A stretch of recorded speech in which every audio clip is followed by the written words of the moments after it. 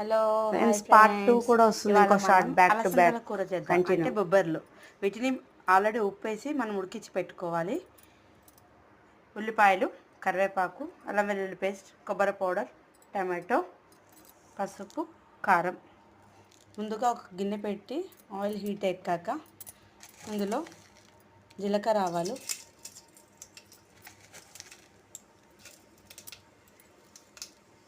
కరివేపాకు, ఉల్లిపాయలు,